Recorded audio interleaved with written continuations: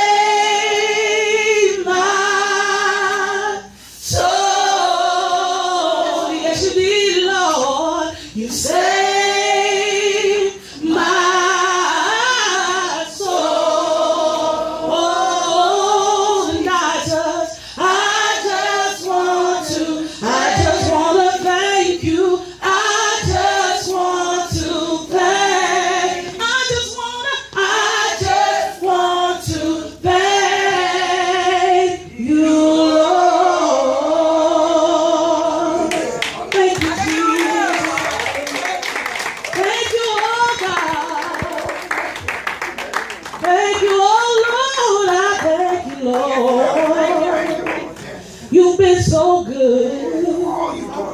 You may be seated. You've been so good, Lord. You've been good. As I was seeking the Lord on this week about what message to release on this morning, I remember Thursday night when we were over at the Believer's House and the battle that they're in, and I have some friends in another ministry and they're also in a battle, and I know the members of Boom are also in a battle, and it seems like the warfare is so intense, and it's not exclusive to one particular body of believers, but it's just the attack on the body of Christ as a whole. And you got to understand the seasons that you're in, and so we're in a season of warfare, but you got to understand, October, what season it is anyway, so we already know how to prepare. But it just seems like the attacks have intensified, and we all know that the enemy can do nothing that God don't give him permission to do. And so when things begin to intensify, we should go to the creator, amen, the one that got to give permission, the one that had to give entrance. And so as I was seeking God on what is going on and what word should be delivered this morning, God said, I'm stripping. My Lord. God says, I'm stripping. So I'm trying to figure out what he means by stripping. The definition of stripping means to remove all covering. So when God says he's stripping, there are some things that are standing in between where he wants us to be and where we currently are. And we think that the stripping, and we're giving all the credit for the stripping to the enemy. But God is doing something to move us forward. He's doing something to purify our hearts. He's doing something to strengthen the believer so that when we possess the promise or when we realize our purpose, that we are better together. Our mind is renewed, that we can handle the blessing that God has coming our way. Somebody say God is stripping. God is stripping. God is doing the stripping. Now you know the story of Job. Turn to Job, the first chapter. We're going to look at verses 6 through 12. We're going to talk about Job this morning. And then we're also going to talk about Belteshazzar. Two people that God stripped for two different reasons. One was stripped because he was doing what was right, and one was stripped because he was full of pride. But both of them were restored. Somebody said both were restored. See, that's what I like about God, is because he's a God of purpose. He's not doing things just to be doing them, but God is a God of purpose. Job, the first chapter, verses 6 through 12 read, one day the angels came to present themselves before the Lord, and Satan also came with them. Verse 7. The Lord said to Satan, where have you come from? Satan answered the Lord, from roaming throughout the earth, going back and forth on it. Then the Lord said to Satan, have you considered my servant Job? There is no one on the earth like him. He is blameless and upright, a man who fears God and shuns evil. Satan replied, does Job fear God for nothing? Have you not put a hedge around him and his household and everything he has? You have blessed the work of his hands so that his flocks and herds are spread throughout the land. But now stretch out your hand and strike everything he has, and he will surely curse you to your face. The Lord said to Satan, very well then, everything he has is in your power.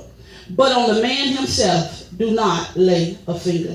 Thank God for the reading of the word. In Job 1 and 6, the enemy showed up with the angels to present himself to the Lord. Now, I was reading this passage for a whole nother purpose, but then I was like, wait a minute. When the angels showed up to present themselves before the Lord, the scripture says Satan went with them. It didn't say he snuck in because he knew how to gain entrance. First of all, the enemy will show up in a place where you think only the believers are. Because he already know how to get there. He already know how to get access. And a lot of times we so busy worried about who around us and who in the house that we miss what God is trying to do. The enemy is present, but are you in position to present yourself to God? See, because you got to have such a relationship with God where it don't matter who else is present. It doesn't matter what the enemy is doing. It doesn't matter about the hardship you face. What matters is that I'm in position to present myself to God. Are you present and accounted for? Regardless of where the enemy is and what he is doing, you got to be in place. Now, some of us in the natural won't even show up because the person that we like go to the church where the person gonna be, and we don't go because they're not realizing that the enemy is everywhere. That's right. That's right. The enemy is everywhere. He show up on your job, you still go to work. That's right. He acting a fool in your house, you keep going home. But what we got to do is, in the body of Christ, if enough of the believers would show up and be present, whatever the enemy try to do, we'll be able to put his neck under our feet. Right. We'll be able to silence the voice of the enemy. What happens is we're backing up and giving the enemy ground. I don't care if he show up. If he show up in here, somebody gonna leave saved. Amen. We know how to cast out a demon and that soul will be saved. Hallelujah. Don't get out of position because of pressure.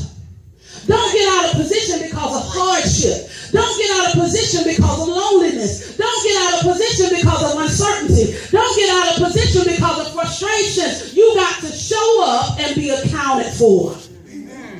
Not just showing up to show up, but show up with purpose. Now that you're in position, the enemy don't even believe that your love and service to God is sincere. That's what he told the Lord. He said, yeah, he do all those things because everything he touched blessed. Yeah, he do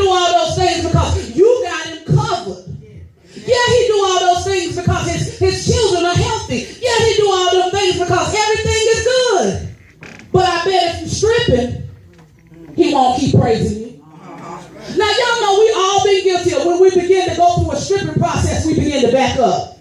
Because when hardship comes, it's hard to wash your face and show up as if ain't nothing going on at home. When it's hard at home, it's hard for you to be praying for somebody else's kids and you don't know where yours is. When it's hard in your marriage, it's hard for you to encourage another couple and you don't even know if your marriage will work. When you begin to go through the stripping process, a lot of times we want to get silent.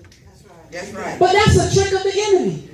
He comes to silence the warrior. He comes to silence the intercessor. He comes to silence the worshiper. He comes to silence the praisers because your breakthrough is in your mouth. And so in order to endure hardship as a good soldier, you got to cry out, Lord, I need you. You got to cry out, God, I can't do this without you. You got to cry out, God, I thank you for what you've done in the past. And I believe that you won't do it again. Somebody say, do it again. Everybody that I've shared with about what my mama is going through, they all said the same thing. God did it before.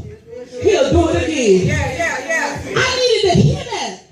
I know who God is. That's why sometimes when the believers are going through and we're going through the stripping process, we're supposed to go to other believers to be uplifted. And sometimes when you go to other believers and be uplifted, they start preaching to you. You need to do more of this. You need to do more of that. You need to fast more. I'm doing all them things. Sometimes I just need to be reminded that God did it before and he'll do it again. Endure hardship. This stripping is not unto death. This stripping is because there was still some residue in my life. There was still some things in my life that I thought that we had dominion over that was still leading in my life. Can you stand the stripping? Can you stand when God removes all covering? This is a question for you. Were you in a relationship with God? Or were you in a situationship with God? Relationship is unconditional. Situationship means it depends on the situation. Relationship does not require an apology. Situationship is full of parameters that benefit me. And when those parameters are no longer being met, the situation has shifted, then I no longer owe you loyalty. I no longer owe you praise. Because God, I know what you said in your word. I know what you promised me. And if what I see don't look like what you said, then I can no longer stand for you. I ain't sure that there is a God anymore. That's a situationship. Relationship don't keep score. But situationship wants to know, what have you done for me lately? Situationship always looking for God to do something, always got your hand out. But let me tell you something about real love. Real love serves even without a thank you. That's right. Real love show up even when they didn't invite you. That's right. Real love will see somebody that don't like you hurting, but because of the love of God in your heart, you will show up and pray for them. Real love will have you to sing and comfort the family of somebody that has caused you hardship your whole life. True relationship with God overshadows any hardship, any hurt, anything that you've been stripped from. There's a difference in relationship with God and situationship. Stripping is necessary.